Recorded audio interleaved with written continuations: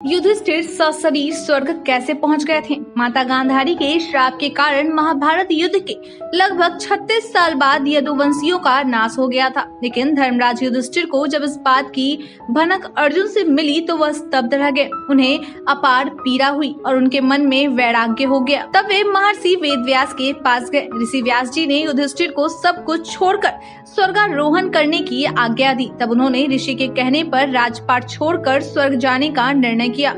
युधिष्ठिर के ऐसा निर्णय करने पर द्रौपदी सहित पांचों पांडव भी स्वर्ग जाने के लिए उनके साथ हो लिए। स्वर्ग के लिए प्रस्थान करने से पूर्व युधिष्ठिर ने दुर्योधन का पुत्र युयुत्सु को हस्तिनापुर के संपूर्ण राज्य की देखभाल की महती जिम्मेदारी देकर उत्तरा के पुत्र परीक्षित का राज्याभिषेक कर दिया। उसके बाद युधिष्ठिर अन्य सभी भाई और द्रौपदी को लेकर स्वर्ग के लिए निकल पड़े। पांडवों के साथ स्वर्ग की यात्रा में एक कुत्ता भी था। यात्रा में जब पांडव हिमालय तक पहुंच गए और जब हिमालय के भी आगे जब बढ़े तो उनको मार्ग में बालू के समुद्र का दर्शन हुआ। तत्पश्चात उन्हें सुमेरु पर्वत दिखा। उसके बाद सभी लोग और वह कुत्ता बहुत तेजी से आगे चलने लगे। लेकिन अचानक ऐसा हुआ कि तभी द्रौपदी फिसल कर गिर पड़ी। वह नहीं बच सकी। इसके उपरांत क्रमशः नकुल, सहदेव, अर्जुन और सबसे अंत में बलवान भीम भी गिरकर मर गए। इसके बाद युधिष्ठिर कुछ दूर ही आगे बढ़े होंगे कि स्वर्गाधिपति देवराज इंद्र स्वयं उनका स्वागत हेतु अपने रथ पर सवार होकर आ गए।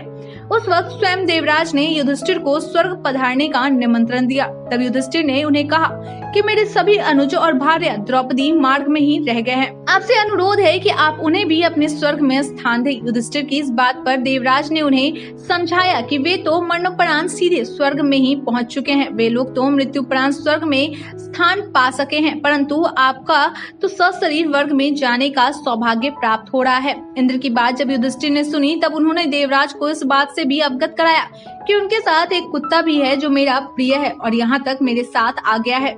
आप इन्हें भी स्वर्ग में स्थान देने की कृपा करें। परंतु इंद्र ने इनकार कर दिया।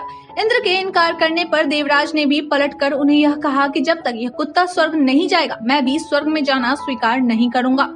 युधिष्ठिर के इनकार पर इंद्र युधिष्ठिर को कुत्ते को छोड़कर अकेले स्वर्ग चलने के लिए बहुत समझाने बुझाने लगे और मनाने लगे, परंतु युधिष्ठिर अपने निर्णय को नहीं बदले। उन्हें बिना कुत्ते के अकेले स्वर्ग जाना कबूल नहीं था। युधिष्ठिर के इस निर्णय से प्रसन्न होकर कुत्ता, जो वस्तुतः यमराज ही थे, वह अपने असली रूप में प्रकट हो गए। क्योंकि युधिष्ठिर अपने वास्तविक धर्म में स्थित हैं, अतः वह अत्यंत प्रसन्न हुए और फिर देवराज ने युधिष्ठिर को अपने रथ में आदर सहित बैठाकर स्वर्ग लोक ले गए और इस तरह युधिष्ठिर अपने शरीर सहित स्वर्ग में पहुंच गए। आज के लिए इतना ही। धन्यवाद।